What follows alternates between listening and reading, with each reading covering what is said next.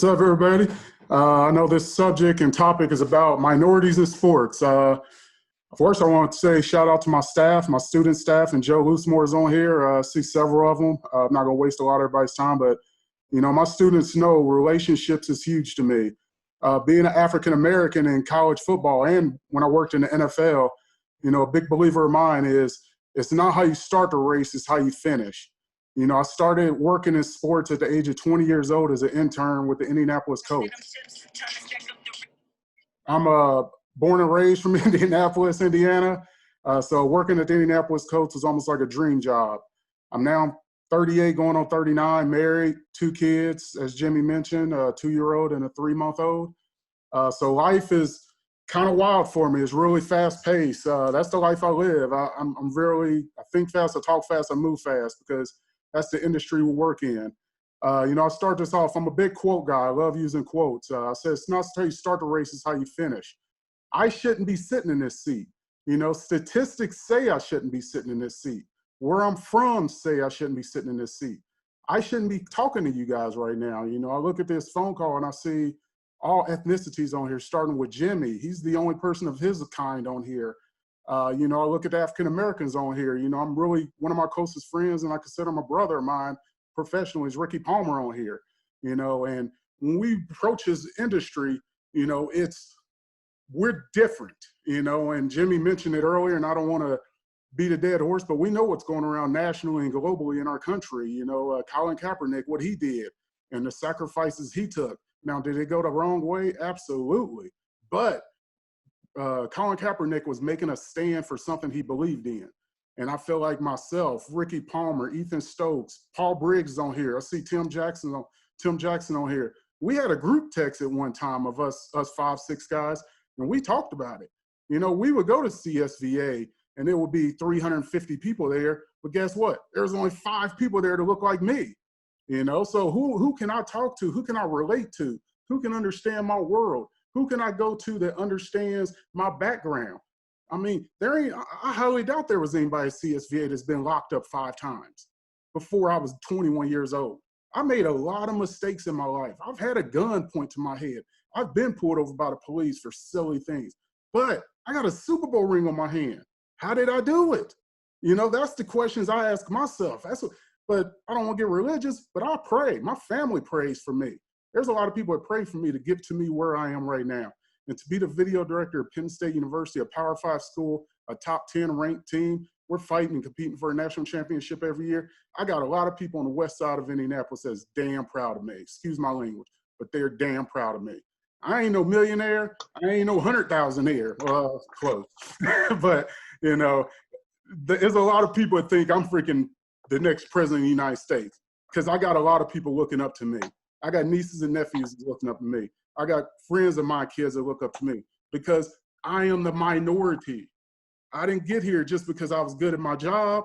I got here because of relationships, trust, communication, outworking people, getting to know people. Those are the things that got me to where I am today.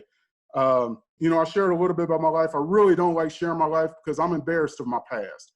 They say your past can sometimes haunt you. It's true. Every 3 years here at Penn State, we have to do a FBI fingerprint background check. And Joe Loosemore's seen it. Blake Newsock, who's my other assistant, they've seen it. My rap sheet's about that thick. I've been in a lot of trouble. I've done a lot of things that I regret. But I was just another statistic of my culture and my community. I was just trying to make it. I was another guy trying to make it out of the hood. Hallville, Indianapolis, Indiana. So I'm just another statistic that was just trying to make it. Opportunities. I was a football player. I played in high school, had the opportunity to get this college scholarship to play at Indiana State University. I was offensive lineman. I always wanted to coach. Coaching didn't go the route I wanted to go, so I started doing video stuff. Had once again, opportunity. I had opportunity to intern with the Indianapolis Colts. Gained the best relationship ever with Tony Dungy. My coaching tree, and when I say my coaching tree, it's the people I've worked for. I was talking to Ricky Palmer actually earlier today, and because I'm always curious. If you're ever around me, I'm always curious. I ask a lot of questions. I'm very inquisitive. And I started looking up some number, and I apologize, Jimmy. I told you I had a presentation, but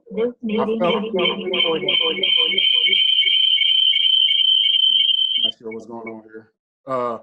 Yeah, I did. I was gonna have a presentation, but I felt like that's not me. I like to speak from the heart, so I didn't want to do it. No offense to you, Ethan. I just didn't want to do a presentation anymore. I changed my mind. So I started doing looking up some things on Google, and there are 4 minority head coaches in the NFL right now. 3 Black, and then Ron Rivera. I don't like quoting people's ethnicity because I don't want to be incorrect on them, but out of 4 out of 32 teams, there's minorities coaching. But there's 70% African-American players in the National Football. Now, let's flip over to the college football. There's 54% African-American college football players, 13 head coaches that are Black. 13 out of, I think it said 138 Division I schools or 128 Division I schools. Now, you look at college football from a video director standpoint. I believe, correct me if I'm wrong, I think I'm the only African-American. I think there was 65 Power 5 schools. I'm the only African-American video director in the Power 5, to my knowledge, as of, I could be incorrect, but to my knowledge, I believe I'm the only African-American video director in the Power 5. Zach Peters? Say what now? Zach Peters? Is he? Oh, does Zach get a job? I'm sorry, Colorado. Oh, he's the head guy at Colorado now? Kind of. Oh, I didn't know. So that's why I said, correct me if I'm wrong. Kind of. Yeah. All right, well, I learned something new today. So I did not know that. Weren't they in North Texas before that? Yeah, he just moved out there, but he's kind of the video director. When did he get there? He's over football. When did he get to Colorado? I'm on the call. Zach, yeah, you on the call. What's there talking about you trying to figure your life out? Damn, introduce yourself, man. We didn't know you was in Colorado. Well, at least I did. Congrats, man. All right, he don't care.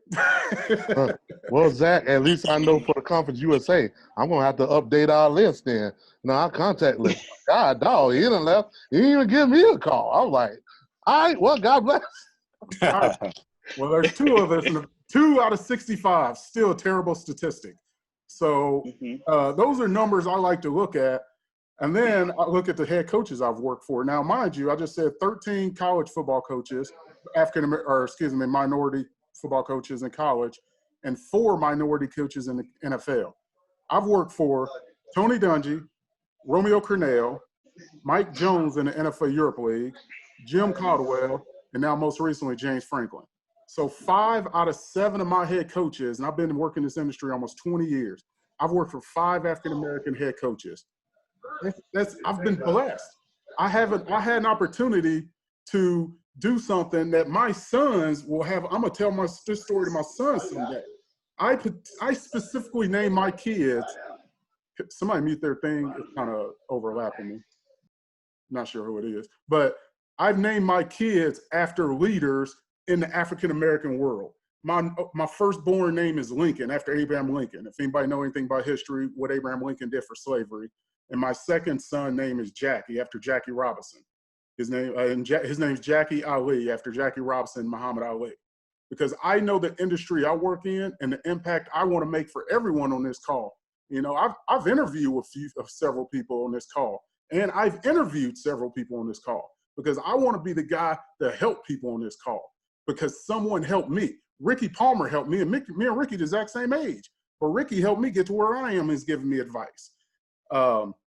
Tony Dungy. I asked Tony Dungy to be the pastor in my wedding because of how much opportunity he's given me, which he was going to do it, but the churches here in State College didn't let him be the pastor because some rules. That's a whole nother story. And to be a part of that Super Bowl championship with the first African-American head coach, that was an honor for me to be a part of that. And on the other sideline was Lovie Smith. So granted, I wanted us to win, but I didn't care who won because there was history being made on February 6, 2006. And guess who brought Lovie Smith into the industry? Tony Dungy. Tony Dungy made the Hall of Fame because of the opportunities he gave other minorities in the industry. That's what I would like to be. I would love to help everyone on this call. Statistics are not there, and the answers are not there to help us get to where we want to go. When I say us, I'm saying minorities, because that's what this subject is about. We all know video. We all know how to do our jobs. We got students on here. Some of the students know what their roles are, but I want to talk about the subject at hand, and that's minorities and helping us progress in the field. How can we progress in the field? What can you guys do? And when I say you guys, I'm saying other ethnicities, other backgrounds. What can you guys do to help minorities progress in the field?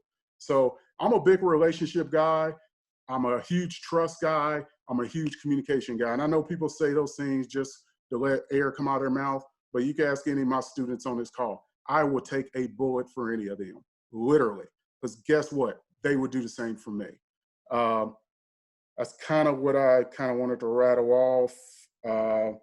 I did work for Joe Paterno and Bill O'Brien, so I did work for 2 white coaches as well, one Italian and one Irish. So I've kind of had the whole spectrum of head coaches.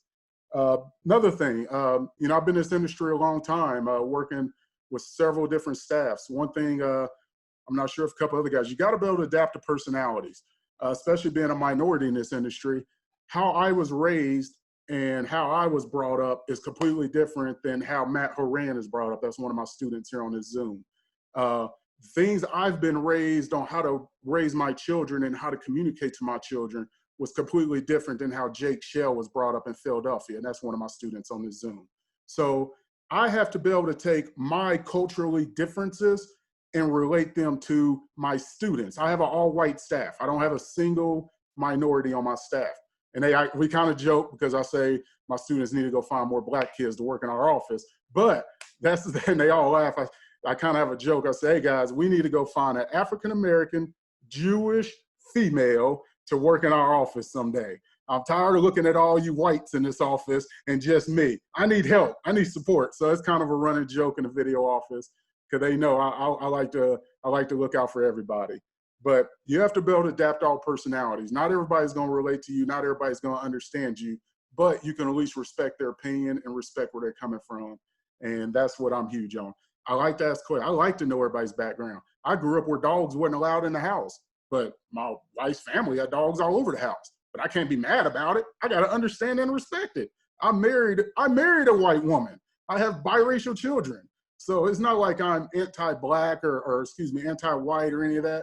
I love everybody. I love all backgrounds, but I want to see more minorities in this industry. When I say this industry, that's football support staff, that's football coaches, that's football video, that's basketball, that's anything involving sports. We need to figure out a way to get more minorities. And I ask myself this question all the time, why is it like that? And I look at how I was brought into the industry. We as African Americans growing up in a very poor community, we're not introduced to sports as a worker. We're introduced to sports as the athlete. That's why LeBron James say, I'm more than an athlete. Because my nephew, you tell my sister right now, she gets very pissed off when people say, man, he's going to be a good old football player, basketball player. No, why can't he be a doctor? Why can't he be a lawyer? Just don't look at a big black kid and say he's going to be a great basketball player someday. And that's how I like to look at it. I was a football player my whole life. Nobody never introduced me to video and that I could do this for a living and provide for my family. Not a single person. I didn't know you could do this until I was almost 20 years. I was 2 decades on this earth. So it is my role to help guys like you and my nieces and nephews understand that you could work in sports. You could be an athletic trainer. You could be a video person. You could be an operations person. You could work in recruiting. You could be a custodian in a football building or basketball facility. But get your foot in the door and have people help you and show you those things, because we don't know these jobs exist in the African-American community. We just think you could be the next Peyton Manning or next Tom Brady or the next whoever. You know, we don't know that you could be the next Ricky Palmer, who can be the first African-American video director in the NFL. It's never been a National Football League African-American video director. That is insane. The NFL has been around, I don't know how many years, hundreds of years, and there's never been an African-American video director in the National Football League. I think Will Brown, correct me if I'm not sure if anybody knows who Will Brown is. Will Brown is he's the assistant at the Detroit Lions. He was formerly the video director at University of Maryland, and he was at San Francisco 49ers. Correct me if I'm wrong, Ricky, was he the first African-American national video coordinator here? Or Paul, you may know, or Tim? Yeah, okay. Yes, he was. He was. Yeah, they're all shaking their head. College football and video, guys, has been around for years on top of years. And I think Will Brown got it in 2010, 11 range. You know, so statistics like that it gives me fuel to be better than the next person, to help the next person. That's kind of my rant, Jimmy. I know you're going to throw out questions or whatnot. No, that was awesome. Now, I just want to remind everybody from our panelists what my aim was to get a spectrum of ages and experiences, right? Because no matter what age you're in this industry or how much experience you have, we're all human and we experience human things throughout the journey, okay? So if you want to ask a direct question to anybody, just let me know. But for now, I just have a general question for anybody that wants to answer it. What types of adversities have you faced in the workplace, whether it's professionally or personally, that might have molded to how you are in the industry today?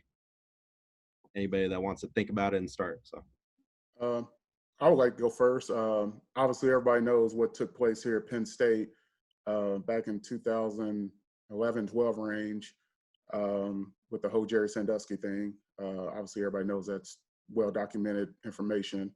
But I watched a lot of my friends and coworkers lose their jobs because of it. There was a lot of uncertainty if I was going to have a job, and you know, I was the video assistant at the time, and I worked for a guy named Pat Foley. When all that took place, when Coach O'Brien came in, Penn State cleaned house. I was very blessed and fortunate to keep my job, and then I got promoted to the head job. Actually, ironically, today, Facebook memories came up.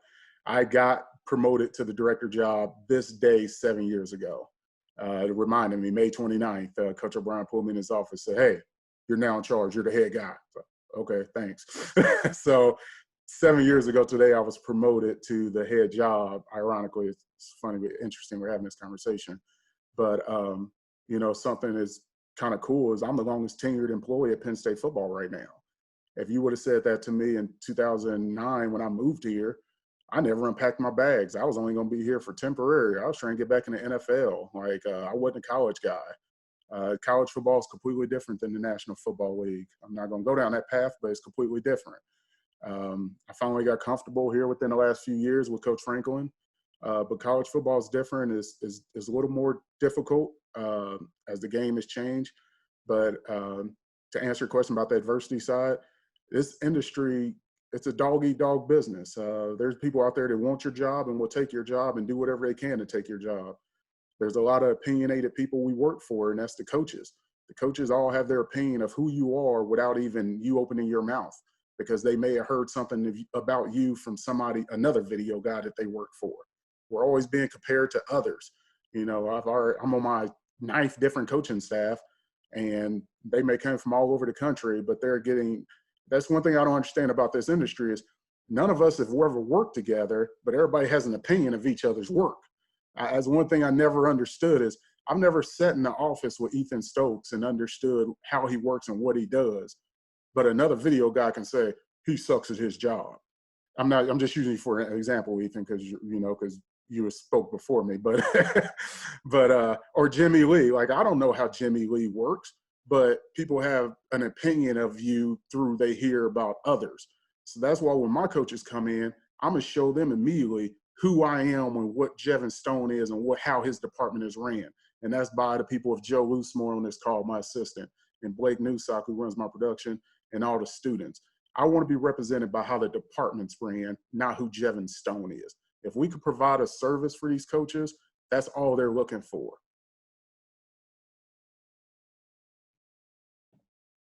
Awesome. Anybody else? I was gonna say something real quick. Go ahead. You hear me? Okay, yeah. I feel like the biggest adversity for anyone really is just like getting into the business. Like Jeb just said, there's people that want your job right now and are willing to take it. So taking whatever steps you can, like obviously you guys are all already integrated in the business, but if you know someone wants to learn more or wants to be a part of it, that's the hardest part, is stepping up and putting yourself in a position where you can show someone that you have value to the program. Getting into circles like these and creating the relationships and immersing yourself in the culture of the job is really, really how you find the people all across the business. And there's people of all colors, all creeds. At the women's seminar, we talked about this as well, but there are people who are happy to help and help you get to where you want to go. So the biggest adversity is getting in, and as long as you have the dedication and the will to push forward, you can push forward in the business. That's what I had to say. Awesome. And anybody else before we move on to our next question, and then I'll ask for one in-person one. Good. Okay, perfect. Question that we got: how do you better promote a more diverse environment within your staffs? What ways can you do that? Repeat the question, Jimmy. I'm sorry. What ways can you guys think that you will promote a diverse environment within your staffs? Better promote a diverse environment within your staffs. What ways can you do that? For me at Penn State, it's a little difficult. You know, in all my time here, I've only had one minority student. Well, let me rephrase that. One Asian and one African American kid. And my 12 years of being at Penn State, the most difficult part, it all depends on your community and your school. I remember when Ricky was at Rutgers, he was the video director of Rutgers for a long time. And Paul Briggs on here, he was down at Old Dominion, where it's down in Virginia. You know, and then Jimmy, you're there in Buffalo, New York area. It all depends on your community and who your student base is. Here at Penn State, we are 1.8% African American, and that's counting football team too. So there's just not a lot of diverse people walking around our campus. Our town, the whole entire town alone, there's less than 2% minorities walking around the whole entire town of 90,000 people. So it's hard to bring diversity when you don't have diversity. You know, so that's kind of, it's a struggle of mine. It's a struggle of mine raising my family here in this town, because my sons will grow up and see people and no one's going to look like them or look like their father. You know, and that's the same approach I take to my office, you know. So that's why my sons, I bring them to the football office so they can see people that look like their dad and see people that look like them. And that's our head football coach. So it's hard to bring in. It all depends on the community you live in and the school. Morgan State, Ethan, he could probably hire a whole entire minority staff because his community and his culture there. So it all depends on where you work at. Yeah, so I like Jeff said, I mean, I don't have that issue just because I basically have all. It's probably the exact reverse of Penn State. We probably have around 2% of anything else other than African Americans. But I also try to get females that are one of my right hand people is a girl now. She doesn't want to be in the industry. She wants to do something else, but reaching out to those different organizations that are on campus are also is a good way of doing it. I know when I was at Ball State, it was BSA and the fraternities and stuff like that. That's how I actually found out about there was actually a job of filming football video. Was one of the people from my fraternity. He had done it, and it paid well. And so he was like, "Hey, you know, you might want to think about this. I know some people are leaving." So that's another way of kind of getting more minorities, is just reaching out to some of their organizations to see if there's people that might not have ever known that was a job or there was a position to do those kind of things. Okay, great. Now I want to ask for an in-person question for any brave souls out there that wants to ask our panel an in-person question. I'm going to give a couple seconds. Make sure you say it loud and proud. My name is Josh Phillips. I'm from Penn State University. I work for Jevin, and I was just for anybody else, because I kind of know how Jevin works, but what is the best way, like, how do you guys go about, I know, like you were saying, your communities helps with your staff, but what's the best way to diversify your staff? I'm going to give a chance for the panelists to think about it for a little bit. And I mean, if you don't mind me jumping in, just because we have a really diverse staff anyway. Um, Personally, I make it a priority for me anyway. Um, I understand that you might not be dealt the best hand when it comes to an environment, maybe like Jev or maybe like Ethan, right? But in my mind, given that the candidate qualifies, I'm going to make an effort to find women and minority candidates to fill the position as well. Okay.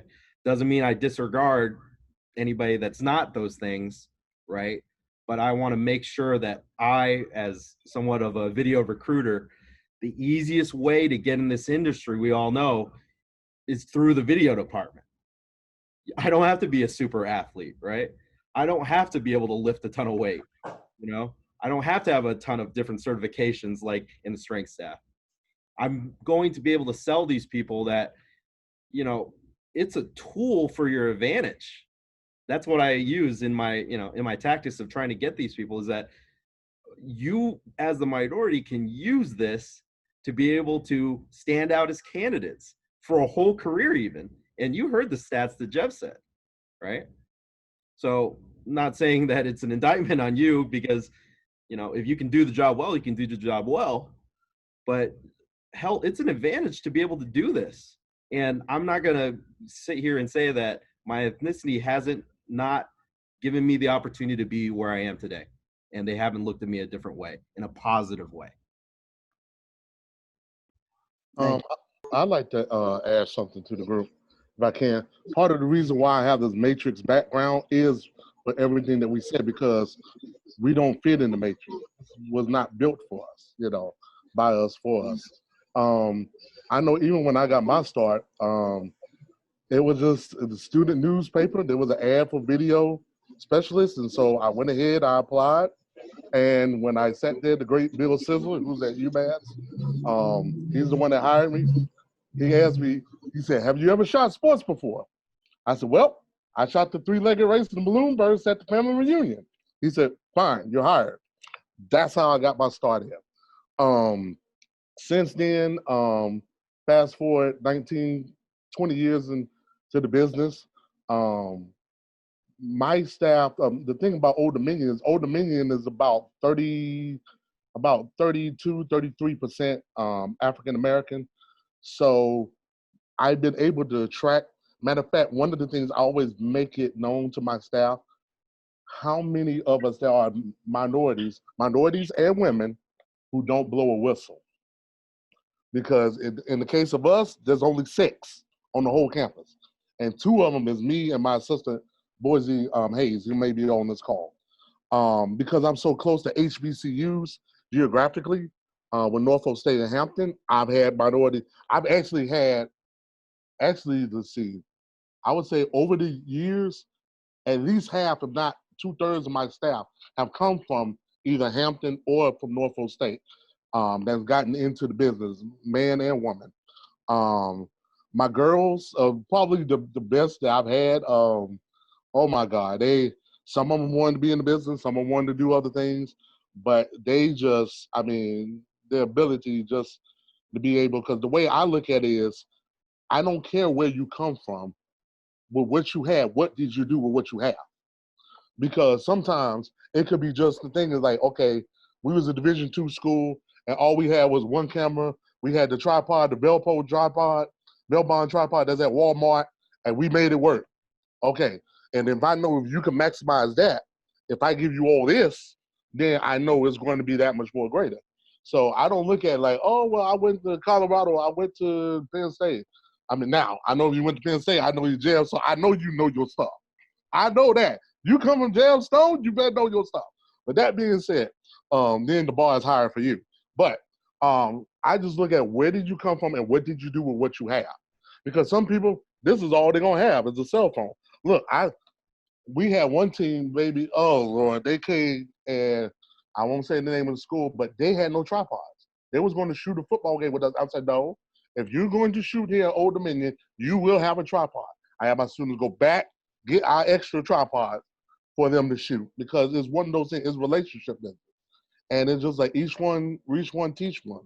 So I would say, and for us, when we go to these student fairs, like orientation, I know some schools we just had to do what is called student work study for the first time, and even in work study, they have a career day for anybody that wants to join. They have a career fair. You get to bring your little table and you get to tell people what they do.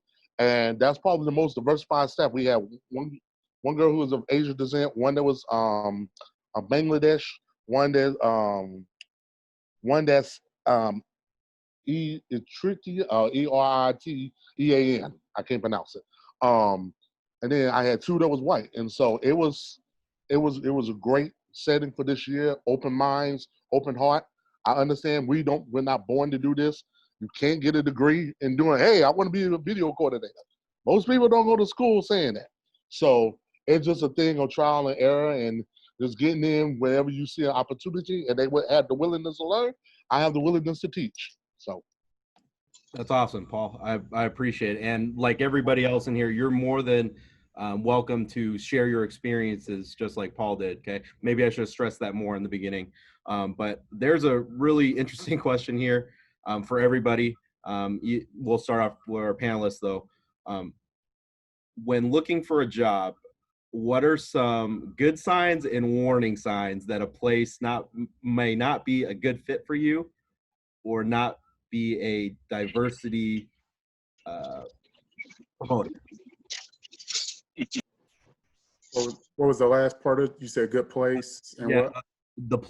the place would not promote diversity. What are some good signs and what are some warning signs when looking around for positions? It doesn't have to be in video. It seems like that a place does not promote a good amount of diversity, or that it might not be a good fit for you.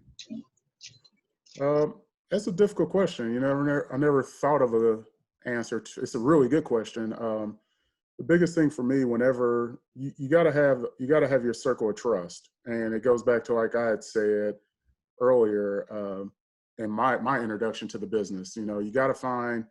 You know, we call it here at Penn State. We had a lieutenant speak to us, and he said your battle partner. You know, it's an Army term where when you go to war, this is your one battle partner that you're always going to protect, and they're always going to protect you. And I will say, and I hope he's okay with it. Mine is Ricky Palmer in this industry. Anytime I'm interested in a job or even see a job open, I'll ask him like, "Hey, man," and if he don't know, he don't know. You know, I hope you don't mind me saying that, Ricky. You know, but you just gotta. Everybody knows everybody in this industry. There's no secrets, and it goes back to like I said earlier. Everyone has an opinion of you before you even know the answer to yourself.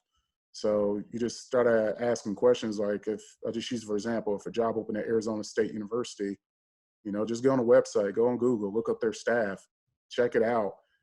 See who on that staff and look at everybody's bio. Everybody's information is public. Look at every single coach's bio and then break down their bio and ask, "Hey, Jevin, I saw that there's a coach at Arizona State. Do you know him and what do you know about him?" So just do your homework. And then it all depends on where you are in life. If you need that job. If that job fits best for you, and in my case, is it fit best for my family and providing for my family and protecting my family. If you're young in the industry, hell, you could just move anywhere and just plant your roots wherever you want. But I mean, once you have a family, you got to really take your family to account, that community to an account, and that staff. But it's hard to dictate if a staff don't promote diversity because, you know, kind of like Jimmy opened this up, this is such a sore subject to talk on, but people talk about it, but it's a sore subject to just vent on. So you're not going to call up somebody and say, "Hey, they promote diversity there at Arizona State." You know, you just kind of gotta take that risk. You know, everything, you know, kind of, and I don't want to get to ranting again, but you know, as an African-American man, just walking out of my house is a risk. Me driving down the street in my car is a risk. Me taking a job is a risk. So everything, and I don't want to make this woe is me moment as a Black man, but this is a minority panel and a minority subject, so I'm going to speak in minority terms. But everything you do is a risk. Not every job is going to be best for you, but it's an opportunity to put on your resume. You learn from it. That's kind of what I would answer that question with. Awesome. I have a question that I got a hand raise on, actually. So go ahead.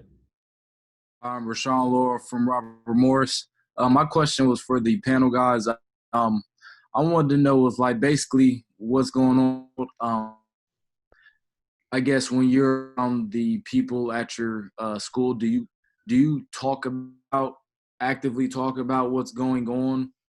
Just because sometimes in my situation, I find myself a lot of times either keeping my opinion to myself or just not having one. And maybe that's, football with, a lot of people saying, hey, keep everything football related. So do you guys, deal with that?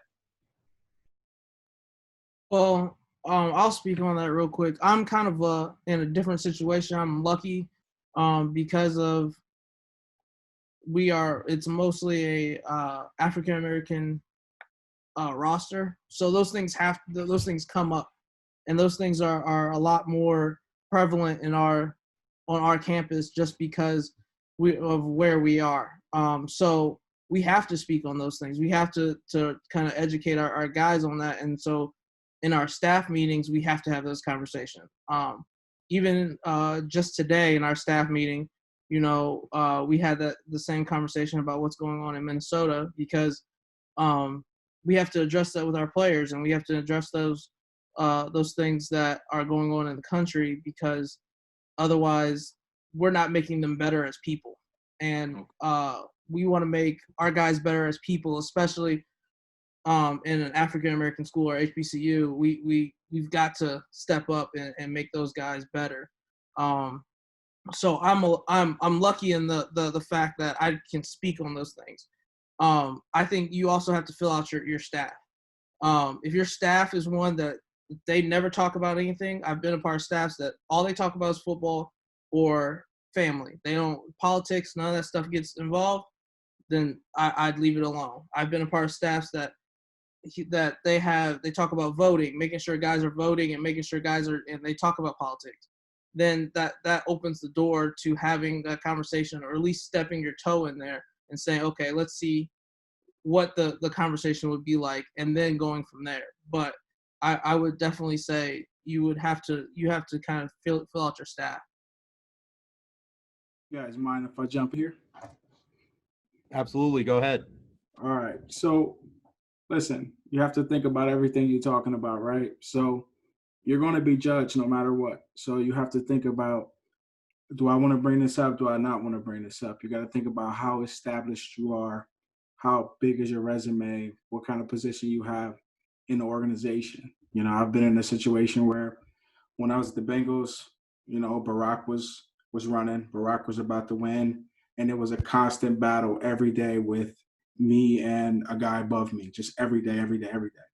What I learned from that is, like, it ain't worth it. Because even though me and that guy are still good friends today, what if at some point I needed a job from him, and that little back and forth with him was just like, we're too different, we're too separate, we can't work together. So you got to think about, your experiences are going to be different than everybody. So I might not come in and say, can you believe what they did to him? Can you believe what they did to him? Because people see it differently. Everything's different. The one thing you got to remember, it's still work, right? This is work. This is your job. This isn't a place that you're going in to talk about your feelings and talk about, oh, this is messed up. Some people don't care. This is work, just work. You could have a staff that's like, let's talk about this, let's get into it, like Ethan said. But some places is like, we're just working. We're coming here to work. We're coming here to grind. If I can touch on that last question a little bit about different staffs. Remember one thing, I learned one thing really important this year that I never really thought about before. I was up for a huge job. It was an NFL video coordinator job.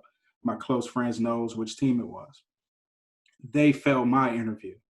So they offered me the job, but they failed my interview. So remember that when you going on an interview for a job, they still have to pass your interview.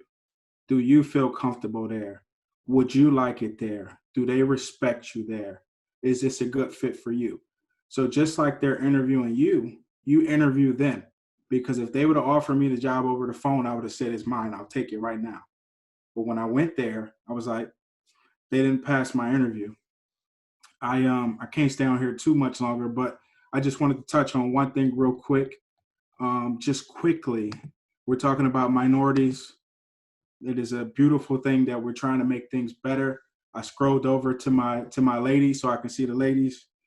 Ladies, I've have many. I don't know if the proper term now is female or woman or whatever, but I have many ladies that I've worked with in the business. Tara was down in Atlanta. One of my good friends is the assistant for the GM in Detroit. She is the head ops persons at Western Michigan under PJ Fleck. So I talked to a lot of ladies about what they go through, different situations. I want to tell you one thing, and this goes for the ladies and all the guys on this call. Always be yourself. Just be yourself. Don't think that you have to dress like a boy, dress like a man, not be yourself. One of the best things I saw this year was I went to Arizona. They have a young lady out there filming.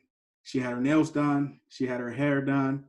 I was just excited for her that she can still be herself in this industry. All right, so that goes for all the ladies. Continue to be yourself. You don't have to change too much for this industry. You can still be a woman. You can still look like yourself. And then all my guys, you don't have to change neither. You see me with the big beard. This is what I look like when I go to work. I have the big beard. I just be myself. Don't think that you have to change for anybody. And just remember that hard work will always overcome everything. There's many, many video coordinators that's better than me. Jevin is better than me. Paul Briggs has been doing it forever. Tim Jackson, Doug, just work. It doesn't matter what the guy did before you or the guy that's doing on the side of you. Just work.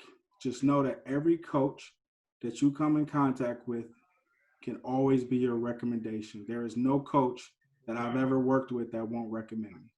So I can't stay too long, but just remember, coaches and things change. All of you young guys on here, one day I might be calling you for a job because that's how it happens. It happens that quickly. I'm looking at Miles. In 5 years, I can be calling Miles saying, hey, man, I see you the head guy at the Rams. I'm out. Can you help me out? So make sure you guys treat everybody equal. All the young GAs, all the young coaches, all the young workers, treat them all the same because before you know it, they'll jump up and you will need them at some point. I'm about to get yelled at from my wife because it's my day to cook. So I just wanted to get that in and say I'm proud of all you people. This was a little bit of a I wanted to come in here just to listen to my boy Jevin, but I also want to come in here real quick and listen to all the young people because I know at some point I'll see your resume or you might see my resume. So Ricky Palmer is very simple. rpalmer@clevelandbrowns.com.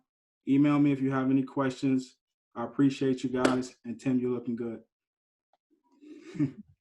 Great job, guys. I'll see you guys later. Thanks for letting me get that 2 minutes in. No, that's awesome. Thank you. All right, guys. Thank you. Appreciate it. Mm-hmm. Okay, I'm going to give this as our 8-minute warning. We went a little bit over on the start, but out of respect for our presenters and everybody on this call, because it might be our turn to cook dinner tonight, go ahead and I'm going to take any more questions. Any in-person questions before I go into Jimmy, yeah, can I ask one? Absolutely. Go ahead, Jordan. Yeah, Jordan Bland. I work on the basketball side. I work for UTA, University of Texas at Arlington women's basketball right now. Currently, used to work opposite end of Ethan Stokes. I was at North Carolina Central before moving back to Texas. Kind of all the situations that I've been in, I've been able to get on a staff, been able to recruit people, and the people that worked for me all gelled well. Kind of this year was the first year where the GA under me and myself, we battled throughout the year. to the point where we ended up having to let her go.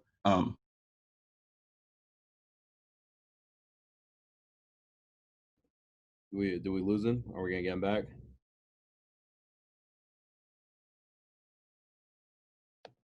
He froze. Is he frozen for anybody else? Yeah. He's froze for me too. Yeah, he's frozen. He's in the matrix. Who? Oh, dang. You were All right, gone y'all for got me about now. 15 He's back, seconds. he's back. All right, all right. Oh, dang. I blame Tim Jackson for this. Hey, I didn't even know Dory was out here. Me and Dory go way back too. No, I just wanted to ask about like, y'all got me? Yeah. I just wanted to ask like if people that you work with, like you don't have aligned views on where you see the program going, how have y'all kind of managed and dealt with that? So are you asking about like our program? And I'm sorry, repeat the question. Like, you know, there's going to be students, GAs, people that you work with that, you know, may interview well, but, you know, when you come to see their work, they don't align with kind of how you work and operate, you know, kind of how do you handle, you know, kind of bringing them along or, you know, if that makes sense. So basically what he's trying to ask is, how do we deal with people that might not align with our views, and how does that affect our workflow and how we get through our careers? How do we maybe deal with people that might be considered a little bit more ignorant towards other people's views?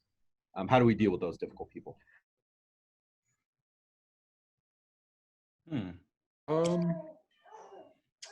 Trying to think how to word this one.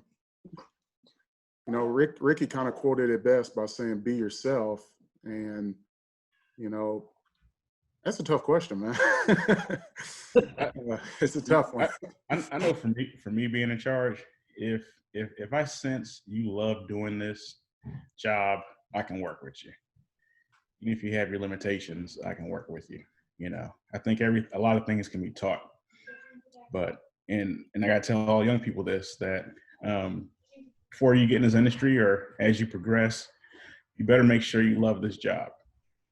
Because, I mean, there are a lot of uncertainties year to year.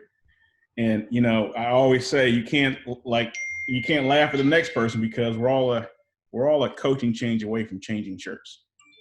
So you definitely always want to, you got to be hungry. You got to want to do this for a living. That's all I can really stress. I was, if you don't mind me jumping in, I was just going to say, with those type of difficult people too, if you have a really good staff around you, you can always contact your head coach or your DFO or whoever might be on the hierarchy that can handle that situation for you instead of you, if that makes sense. Because like Ricky said, you know, that one little incident between the two of you might ruin, you know, a good portion of your career forever. You know what I mean? So just know that you have resources available to you, okay? I know most of us might not deal with human resources all the time, or hopefully not, right? But those, you know, it's still a business, okay? It's still a place of work. If there's somebody inhibiting you from being able to do the best job that you can be, that's not anything related to the work. You have resources, okay? Let your head coach deal with it, okay? If he's a good guy and you have a good staff around you, they'll have your back, okay? Jordan? If you're talking about maybe you and the other person in the video office, and you and the other person are having a hard time with your roles, like that might be a conversation between the two of you. Or if there is, like Jimmy said, like a staff person that could be a mediary, define your roles better. What are you responsible for staying late? Are you coming in early? Something simple like that. Philosophy at practice. Someone has to make a decision. And if you're talking about a yeller, I had a yeller, and I covered this on the women's forum too.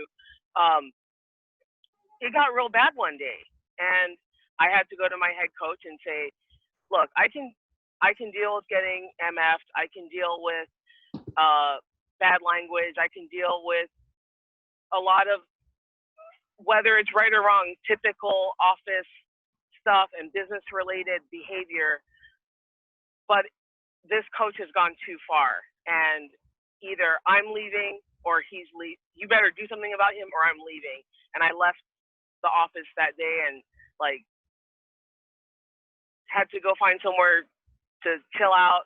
And I came back and things had calmed down, and I kumbaya'd with that coach later on, but it was rough, and he was a rough person to deal with and it got so bad. It was bad for everybody. It was bad for the players. It was bad for even the head coach had a hard time dealing with him. And that was his guy that he brought in. He's my guy, and he had to deal with him. And he got let go at the end of the season after 3 seasons. We only made it. We limped through season 4 with that head coach. So, but you should always feel like if it's that bad, you do need to say something, because you shouldn't have to deal with that emotional torture. The job's hard enough. The hours are long enough. The travel, at least for me, is bad enough on a regular day. But you shouldn't have to take that, whether it's verbal abuse or emotional abuse, in the office. Sorry, I'm late to the party. No, you're good. I could chime in. Like Ricky had mentioned, we work for so many different people that we're people pleasers, and that's what we do. We work in technology, we work in video, and everyone wants an instantaneous answer or instantaneous response. And if we don't get that, give it to them, we're not good at our job, quote unquote. The biggest thing is we just got to continue being ourselves, and we gotta. You don't want to, like Ricky said, there's a time and a place to get upset. And you don't never want to show your true emotions in front of a coach or a staff member, because that's the image they're always going to remember of you is, oh, they're impatient, or, oh, he has a bad attitude, or she has a bad attitude. So we're always in the industry where we're always constantly being judged and interviewed. I'm a video director at a Power 5 school, a top 10 school, and I'm still interviewing for my own job. So never get comfortable or content where you are, because there's always someone out there that's going to be better than you. So always wake up with the attitude. Coach Franklin quotes it best, like, do a back spring, whatever he says, jump out of bed with a lot of energy. So that's kind of how you got to take every single day to be better than where you were yesterday, and have that competitive drive to be the best video director that anyone on or video person on that coaching staff has ever met in their entire life. That's awesome. So, I'm going to take some time and wrap this up out of respect for our presenters and everybody on this chat.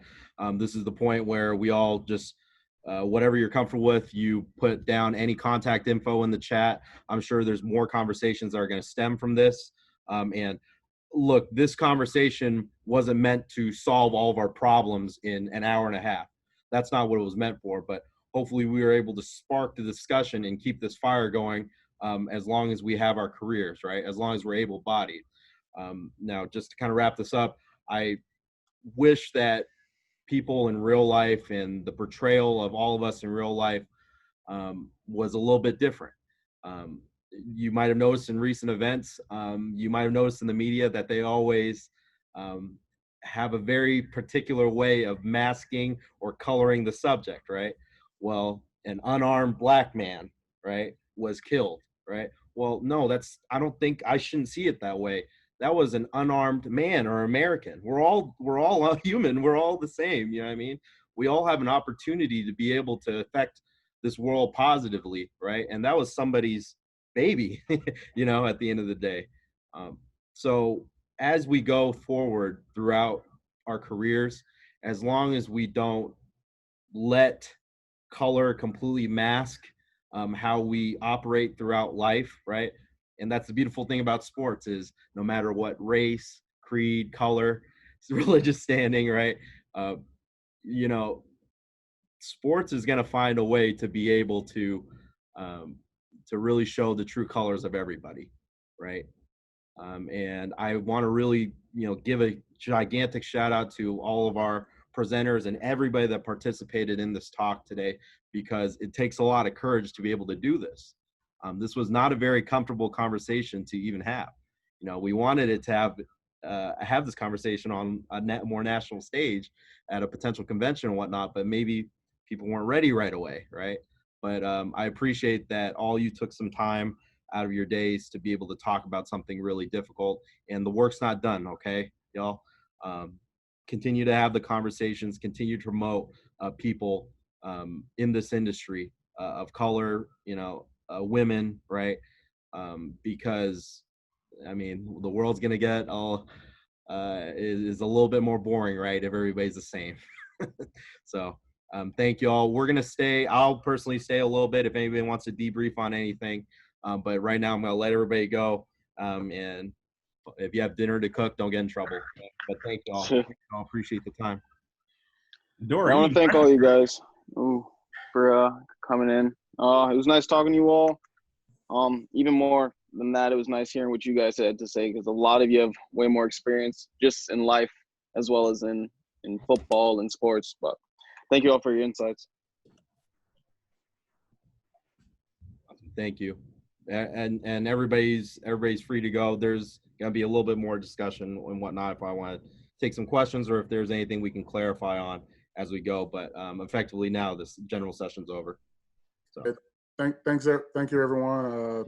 Hope I didn't ramble your head off or get too intense. I'm just a passionate speaker. No, it was great. I mean, it was all what we needed to hear. Yeah, my cell phone number is in the chat and my email and everything else. So reach out. I'm always on my phone. So awesome. Well, appreciate it. Okay. Is there maybe not exactly questions or anything like that, but does anybody have any general comments or anything about the session? Anything that they want to add? Anybody that's still remaining, right? It seems like we always have a little bit of extra time at the end of these. Does anybody have any comments of what they heard today? Any thoughts, etc.? Anything that they want their the panelists to hear? Anything like that? I'll chime in real quick. So I'm Jevin's assistant at Penn State. My name's Joe. One thing that I did want to mention is that I think it's very important for those that aren't minorities on this call to understand that it should be something very important to make a conscious effort to make sure you're paying attention, especially to some of the points that were brought up today, because a lot of times, since that wasn't how we were brought up, like we weren't brought up, or we didn't grow up in that world, like sometimes we don't really think about it. I think it's very important to know, even though maybe it's not something that directly affects you, it's something that you should think about. Like when you are trying to find students, maybe that's not something in the forefront of your mind, but it should be. I mean, it should be something in your mind to help to bring diversity to your room, and feed that along. And like maybe in the grand scheme of things, it's not like a huge thing, but for somebody it might be. And it really makes a difference whether you know it or not. And so I mean, I'm a victim of it too. Before, it's been really a big blessing for me working with Jevin and getting to hear his perspective on things, and seeing how he sees things. It's really opened my eyes up a lot to things that I didn't really thought about before. So I just wanted to say that for those that aren't minorities on this call, it is very important to hear this message. And I really wish there would have been more people to hear it, because there was some really great stuff said today. Appreciate everybody that shared. Awesome. No, Joe, that, I mean, it means a lot that you're here anyway, right? To hear it. And just to piggyback off of you, even, between, say, somebody like Jev and I, like Brandon and I, right? I can always sympathize with them, but I can't always say I empathize. I understand what you're going through.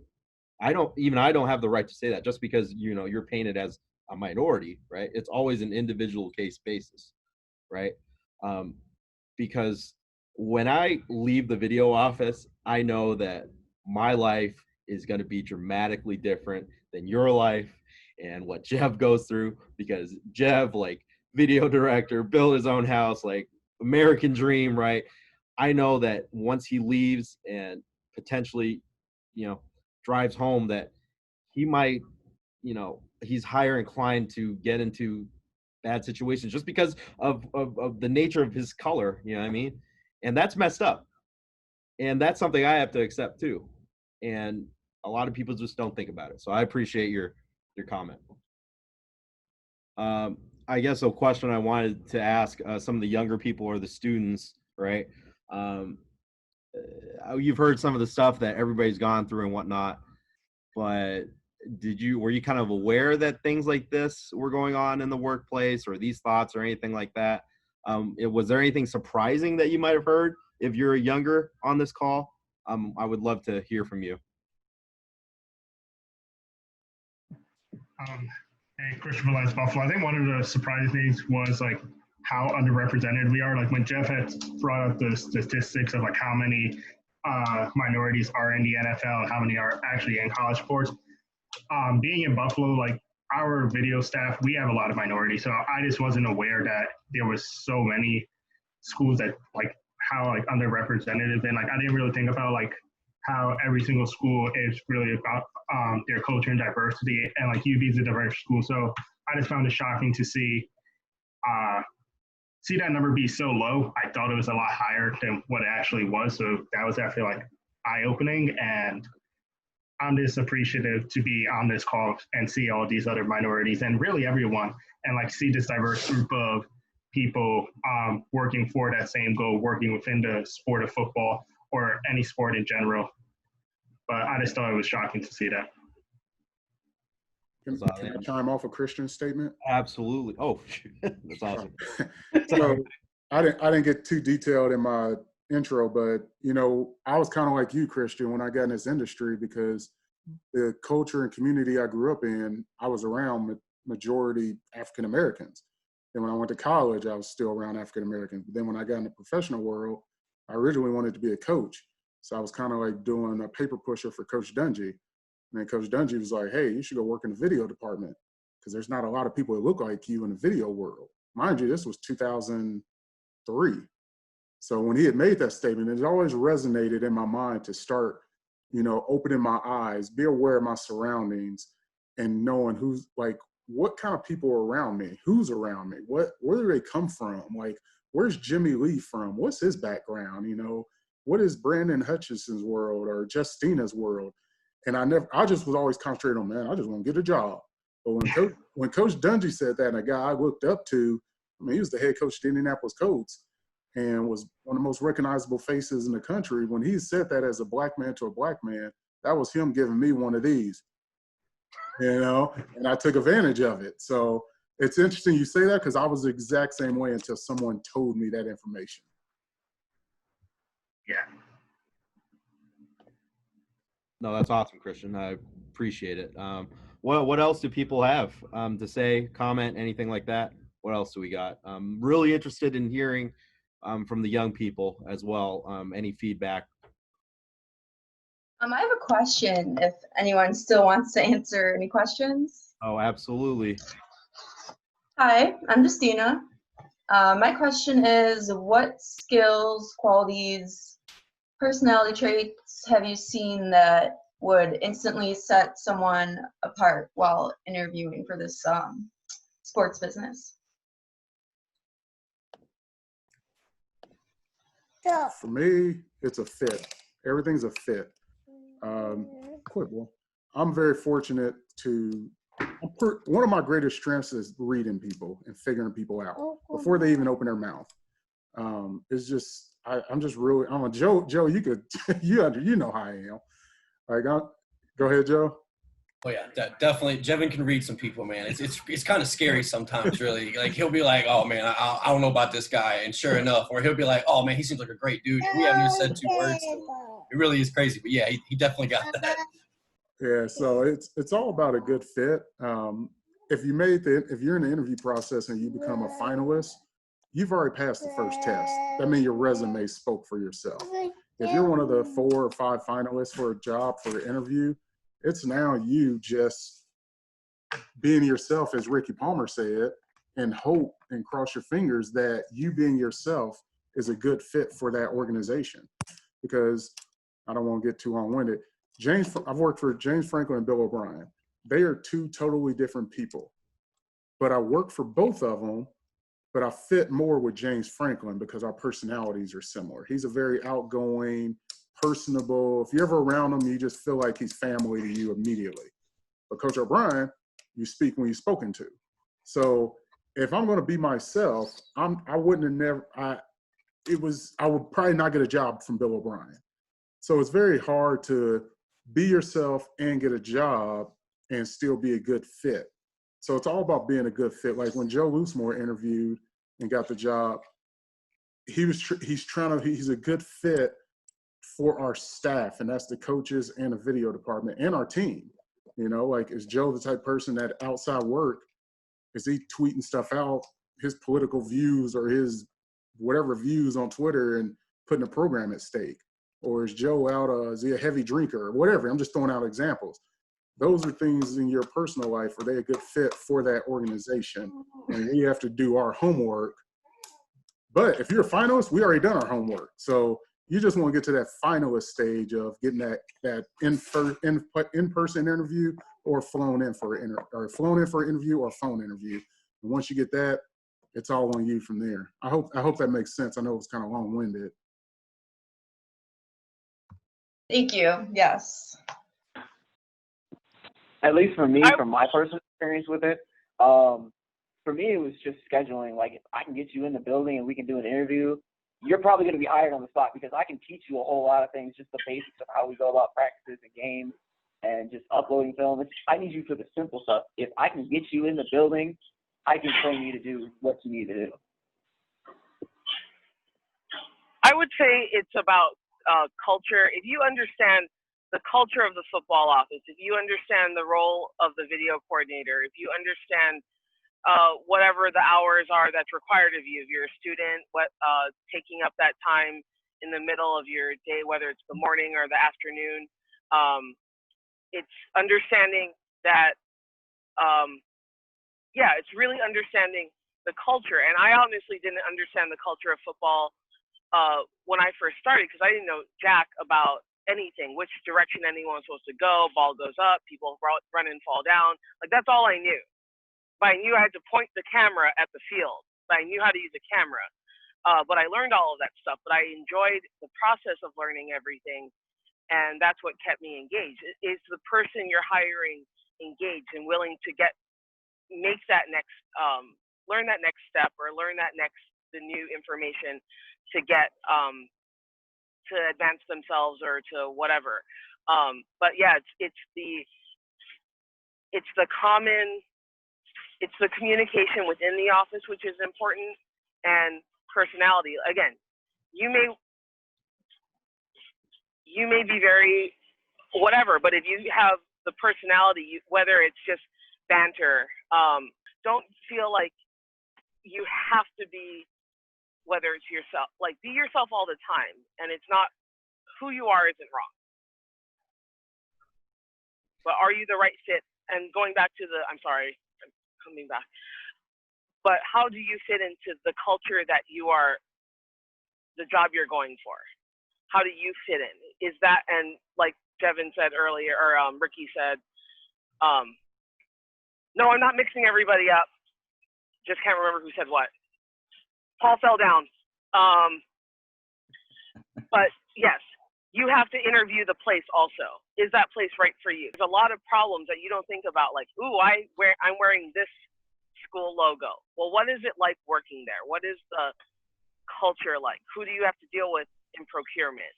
That goes even further than just, do I like you? Yes or no? Or do they like you? I don't give a shit if you like me. Am I going to be able to survive? Can I go home every day and be like, I feel okay about what I did, and I feel fulfilled to be a video coordinator at this place?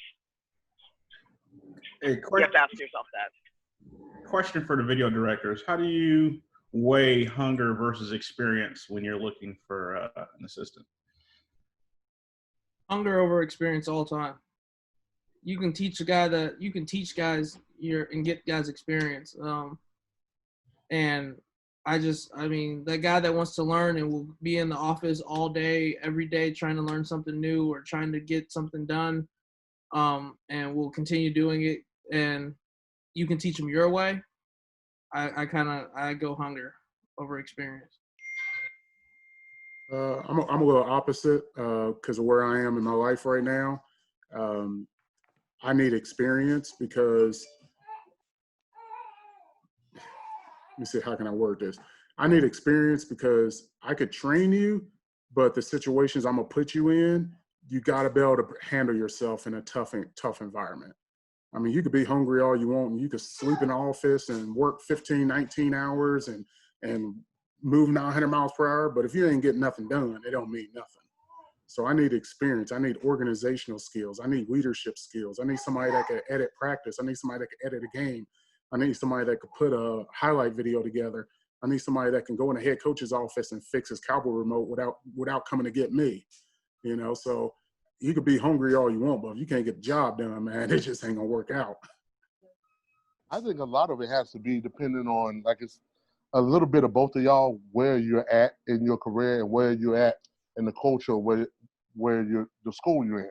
In the case of Old Dominion, I'm the first video coordinator they ever had of any sort. So there was nobody for me to go back, like, unlike my days in Memphis. If I needed to find something, I could call George Claiborne. I can call Joe Barron. I can call Bill Sizzler. I can call Joe Lyle. Hey, where's such and such it is, or what do y'all record this on? I'm the only guy. So when we were starting out, I took a lot of people that was hungry, you know, like my Kirks and Dorys and Wendels and Desmonds, you know, because we was hungry. We was trying to make this work. We was making it on the fly. Now, 10 years in or 12 years in, I'm kind of like more like Jeb now. I kind of need experience because I need people who can think critically. I kid you not. Never underestimate the power of thinking critically, because again, you will be put in situations, and I need to know if you can figure it out. Case in point, I don't know if Wendell or Desmond or any of them was on the call from the older groups. I used to set on purpose something wrong on the camera every day for practice. For all the cameras, because they want to go out there, throw the football, all that, fine. If you want to go throw a football, that's fine. But I need to make sure you know what you're doing. Because Tell them about Bagel Girl. Tell them about Bagel Girl. Paul hired a girl who was hungry, but also had another job at Einstein's Bagel.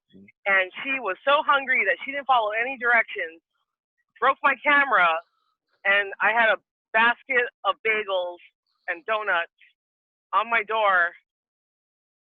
Still has a broken camera, but she was hungry.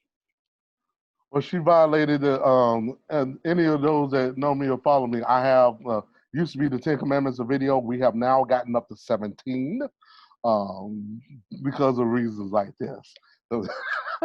But being able, but now I need more experience because I need people that can come in and, like Jeff said, do the work.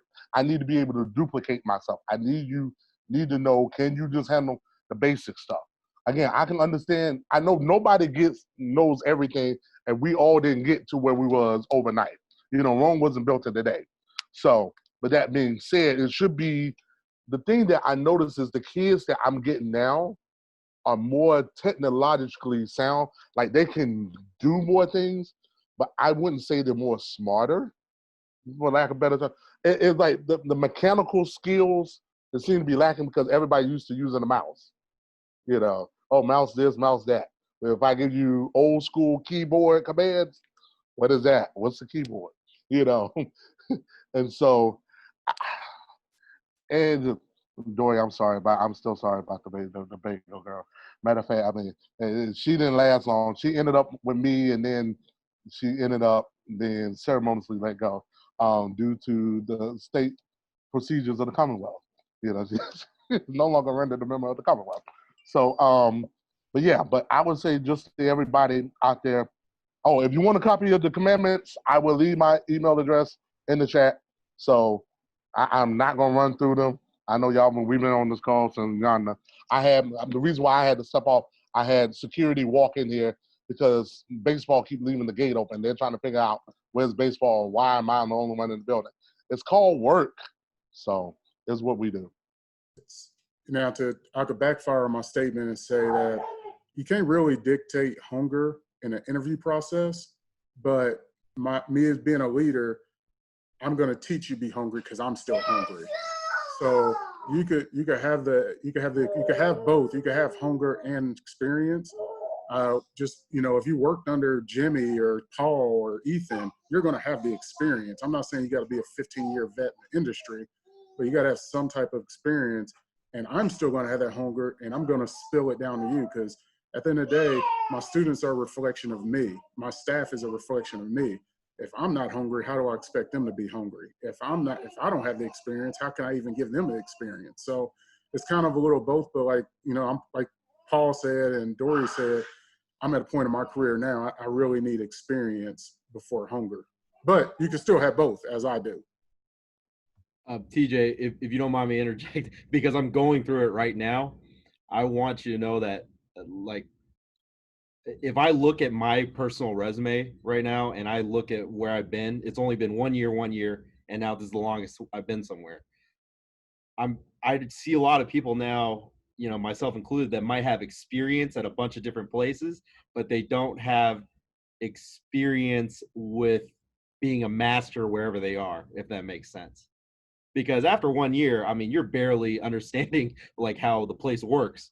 And even after 3 years, I'm still learning stuff every day about how just my head coach works, like how coaching staff works, you know, anything in the infrastructure of the university. So, you know, there's plenty of people now I see nowadays, and maybe you guys agree too, you know, maybe myself included, is that they're trying to get so far up so quickly, right? Well, what happens once we get to your level, Jeff, or however old, you know, 30, 40, 50, 60 years old, what happens to us? You know what I mean? Because, I mean, it's just gonna, this is just my opinion, like, I'm kind of afraid well, what will happen, like, if I go up to the sun too fast. I would argue that, Jimmy, like, I think Doug's typing in the chat here. You know, I had mentioned earlier, like, this was my anniversary date today of getting the head job. When I had moved here, this was my 14th move, and I moved here when I was 27. So my 14th move of 5 years, 6 years removed out of college. So don't take no shame of bouncing around, because Joe Loosemore has been a lot of different places. That's what made his resume impressive to us. He has, and my head coach, when you get experience from a lot of different places, it gives you a much more diverse background in terms of what kind of diversity are you going to bring to our office with, and then when I say diversity, I mean in professional diversity of, man, what kind of highlight videos, what kind of graphic design content can you bring that you did at another place that we could steal from you? So experience, Jimmy, don't feel bad at all that you've bounced around, because that's a good thing. You know, we're not, you know, like coaches, it's a bad thing that you bounce around a lot. Video guys, it's kind of a good thing. Coach Franklin admitted one time, he said, I'm never going to hire a coach that's been one job, because why do you keep leaving jobs? So for us, I think it's a good thing, because you're really expanding your portfolio of different places and different departments you've been in. I agree with Jeff. I had to unmute myself because I talked to Timmy Jackson right there. Now, talking about a guy who's had a lot of jobs. He kept moving west. If you notice, he kept moving west. Like when I met him, you was like Miami, and then Dory, he kind of did the what is the Kong thing, where you have to move west and you cannot move back east unless you go all the way back around the globe. You know. Okay, number one, don't give Doug or Tim your phone numbers, because they will call you. They call me, I don't know, way too much. Tim, you still look like a turtle, by the way. Dory, man. Doug, I don't know.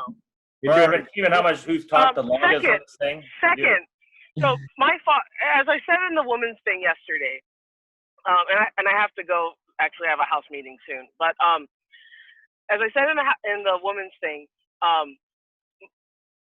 if you're worried about moving home and trying to find that one job, say you can be by your family. If you like your family, that's great. But if your family really cares about you, they're going to encourage you to live where you either want to live or you need to live to do what you want to do. If you have a major catastrophe, like I had to deal with my grandma when I got back to Hawaii, and then a few years later, while working at Dragonfly in October, I had to deal with my mom. She had a tumor, whatever, so she's out of here.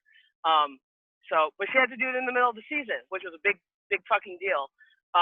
But if you don't have to move home for major emergency purposes, hopefully your family supports you in living where you want to live. So my father, being a funny man, he wrote me a letter and said, I'm only allowed to, I can only move north, south, or east of my current location, but no farther east than the international date line.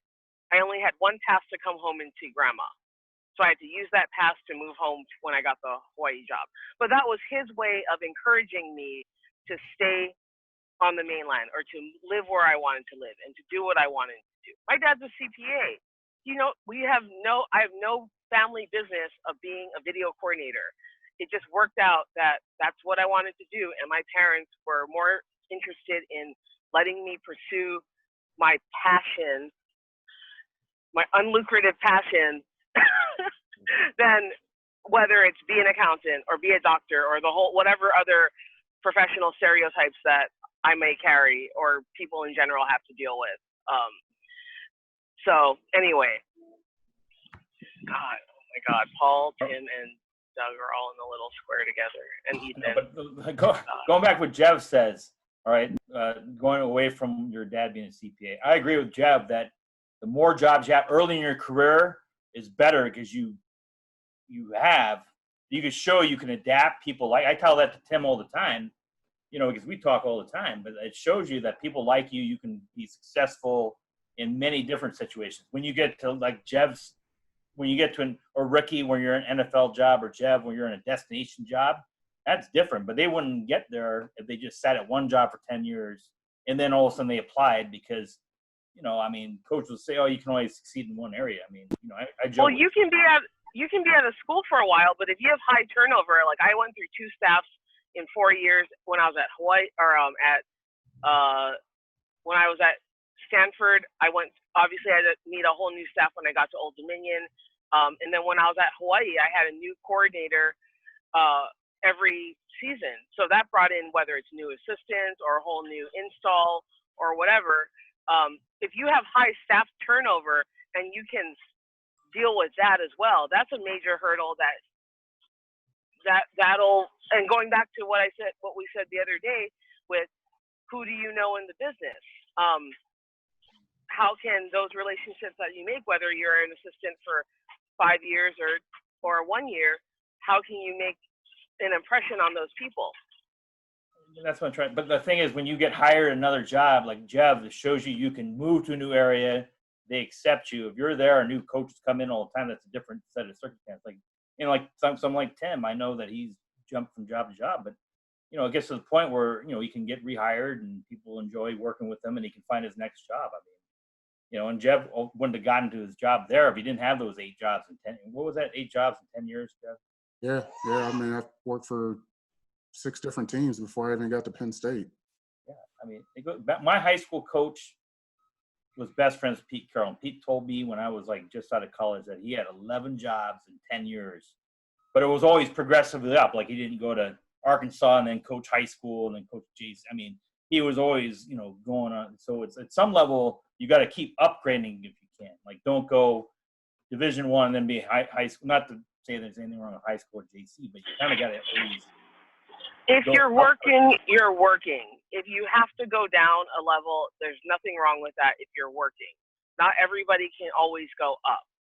I know, but and after a while, it becomes a monetary thing. When you get older, I hate to say, you kind of get those handcuffs where you don't want to make, unless you have to. But, I know some guys, they have to take that job. They got, families and pieces of feet. But sometimes you go so low, then you reapply to get in that A-list job or A- job. They're going, well, that was kind of a fall from grace. So you're kind of like, it's kind of hard to, I don't know. What do I know?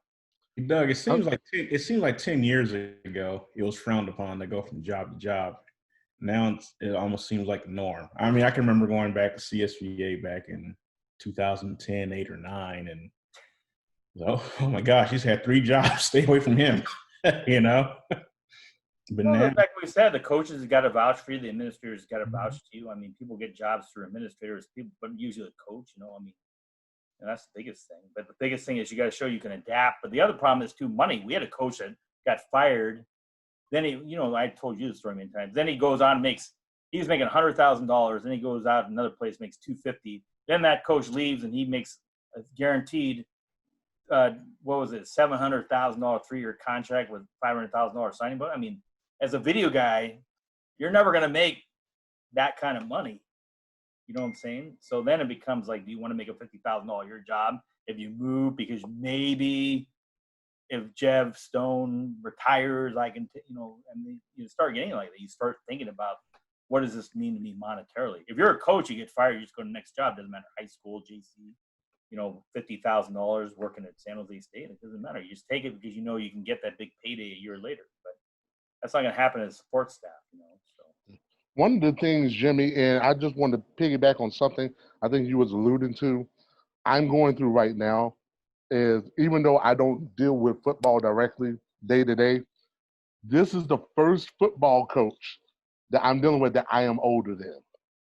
Because I remember Dory's mentor, Mike Gleason, him and Ken Norris always joked about, I'm talking about they always joked about that day when you come in the office and everybody on the coaching staff is younger than you.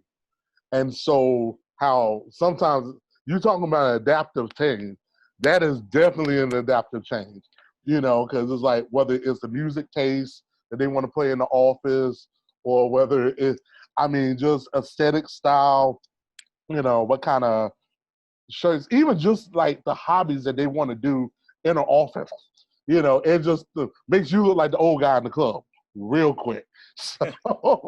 So it's like, okay, you know what? I'm just gonna come here from time to time. I'm not gonna, I can't keep up with these young bucks. They want to go out there and play full court basketball. Whereas the last coaching staff, horse was just good enough workout for them. All right, cool. And just but just nuances like that. Stuff that they're looking for. Usually they're a little bit more technologically proficient. So they won't all of the stuff. Like for most of us, you're the de facto building engineer. Like you're probably going to be the most technical person in the building. And at our school, we don't have video IT, so that happens to be this guy. So it's like if the light switch can be on, Briggs, we got a problem. I'm like, Coach, did you plug it in? Oh, I'm good. Just even basic stuff like that. So it's just one of those things when you become to be the old guy in the room, that's when you really start seeing the age and then seeing how fast things start moving. You're like, oh Jesus. So it's different. So I'm on that wave right now on the crest of it. Can I ask the students a question on here? Oh, absolutely. I know we feel like we've been doing all talking. Now I'm about to put you guys on the spot. And there ain't no back shy now. Everybody's answering. Figure this would happen. What interests you about this profession of football? I have an answer. I'm Janae with Buffalo. I would say the team aspect and how everybody's kind of like together. I've never really played sports where you're like best friends with everybody and you're always traveling. And so getting into being with the football team, or I worked with lacrosse, baseball, any of those teams, always just feeling a part of the team was just one of my favorite aspects about it. And like the creativity side too.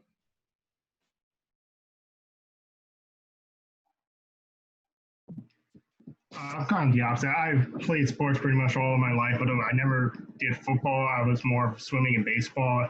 And pretty much I ended up falling across the shop thanks to Brandon McLean, who's right now hiding. But he pretty much, me and him worked at the bookstore together, and then he kind of like pulled me in, introduced me to Jimmy, and then Jimmy actually forgot about me for about a month and a half. And then I finally got the job with him. And so pretty much for me, like the things that I ended up loving the most was like finally being able to have that team aspect again, because once I got into college, I wasn't playing any sports. I wasn't a D1 athlete. So like I didn't really get to have that closeness again. I didn't get to feel that. But then when I joined the football squad, like being the video squad, I actually felt like I was a member of a team again. I felt like I was able to help and like put in efforts that were more than just like being a fan or just like watching. Like I was actually like doing something that made a difference, and like just having that feeling, having like pretty much like having the feeling that like I can like do stuff to like help make a difference, to help like improve and be a part of success is something that I always love to have, and just the friendships that I've made from it as well. Yeah, so I kind of grew up around football, playing it. My dad coached for 20 plus years, and so I've grown up around the game and just being able. So like Christian said, it's like the team aspect, just being able to be around that and be around football and being able to work around the game. It's something that's different than any other job you can have. So it's something that I'm really blessed to be a part of. I'm the kind of the same as Christian, Hutch from UB football. I grew up playing 3 different sports every season. I wasn't playing one as well. And I tried through college, so like trying to get in and get experience. I was trying to get in and get experience. And I ended up getting myself. We're both in the same room right now. Here, are you muted, Jimmy? I'm in the same room. And, translate for you. Okay. Feedback. So you guys need to hire a video technician.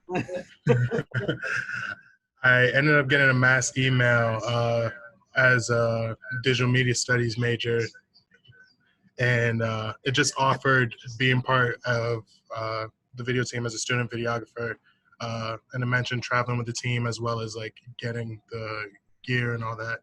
But I wanted a sense of like of a team again, and it was really interesting that I got to tie in something that I learned like coming to college, which is videography, with sports and like the importance of like practice footage as well as like filming games and such.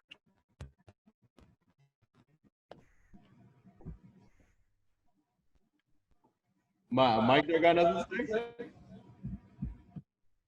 Mike? Yeah, I'm here. He's a big timer. It's because I've been an athlete like my whole life basically. I played soccer from like a really young age, and that's the main sport I played. I played basically everything: baseball, basketball, but soccer was like my main love. So it's still something that I love. It's still my favorite sport to this day. I watch soccer and stuff like that. But so I planned on at first doing track at UB, but I wanted to go into like my career and like stuff that I really like wanted to do, because I've been doing videos since high school. Like I've been editing mostly, not really with the videography and photography stuff, which is something I actually like doing videography more. But I was editing in high school, and the athletic director at UB already knew about my work and stuff like that, because I sent him an email, and he responded to me and stuff like that. And I started doing stuff. I started doing some shoots of basketball games, and I did a football game under like the with the athletic director, and posted it on my Instagram, and all the football players like started reposting it and stuff like that.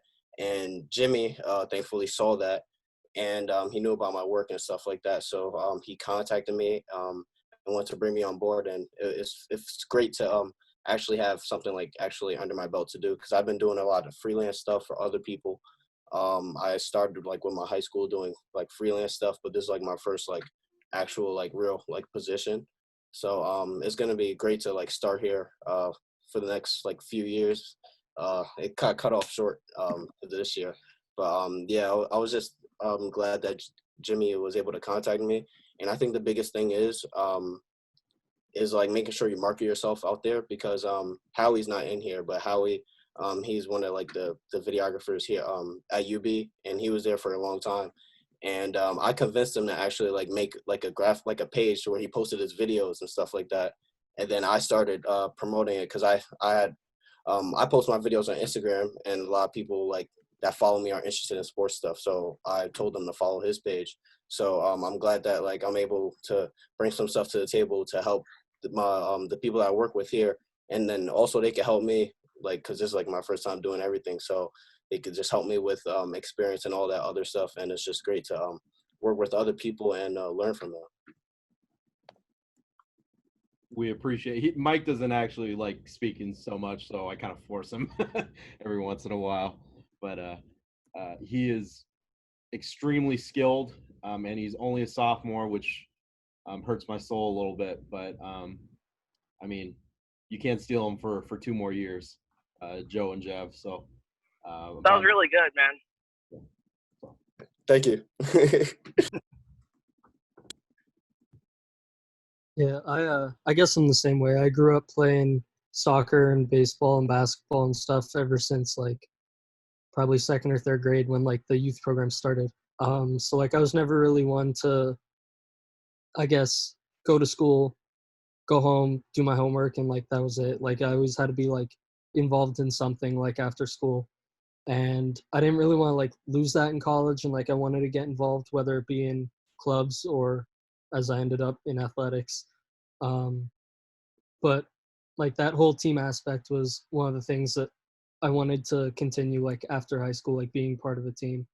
And I guess I knew that from the beginning. I think I emailed Jev like before I even stepped foot on campus.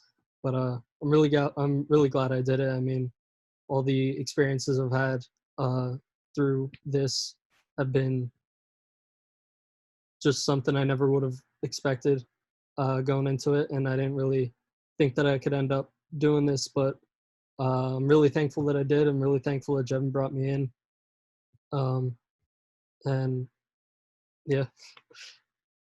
I guess I could echo a lot of Matt's thoughts. Like, I think the thing with Jevin is like, even though he like emphasizes diversity of like ethnic backgrounds and stuff like that, he's also really big into diversity of thought. So like, I personally, like everybody in Penn State football video staff knows this. Like, I'm not a big sports guy before I started this. Like, I never really played sports growing up or anything like that, but I saw an opportunity come out that Jevin advertised, and I've always done like a lot of different stuff, but I'd never touched sports. So I applied and eventually ended up getting the job. But what really appealed to me was how the football team, and especially Coach Franklin, really emphasize work ethic. I've never really worked anywhere where they emphasize people having such a strong work ethic and, you know, trying so hard at doing something. I've most of the stuff I've done is like more a little bit slower paced and stuff like that, but I really thought the work ethic at Penn State football was something that was really appealing.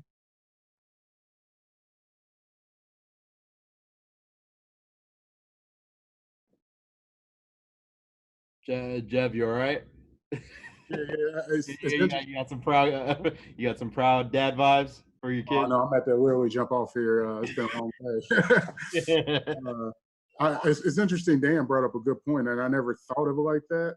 But as much as I do talk about diversity, as in like ethnicity, I'm a big believer in diversity in what your interests are. You know, Dan has no clue. Like we kind of joke around. He can't spell football, but he is very talented with computers. He's good with IT. He's good at managing people and sharing good ideas. And also Matt, who's on here, Matt's an engineer. Matt wants to be an engineer. Matt could put anything together. Josh was a coach's kid, so he understands the football aspect, and I know he brings that. So I like to bring students in with all kind of different backgrounds, because that's what molds us into having one. We call our office the locker room. You walk down our football locker room, you got people from the farmlands of Iowa all the way to Compton in California. And that's kind of like how I like my office. I like everyone to bring in all those different backgrounds so we can all grow off of each other from a personality and human development standpoint.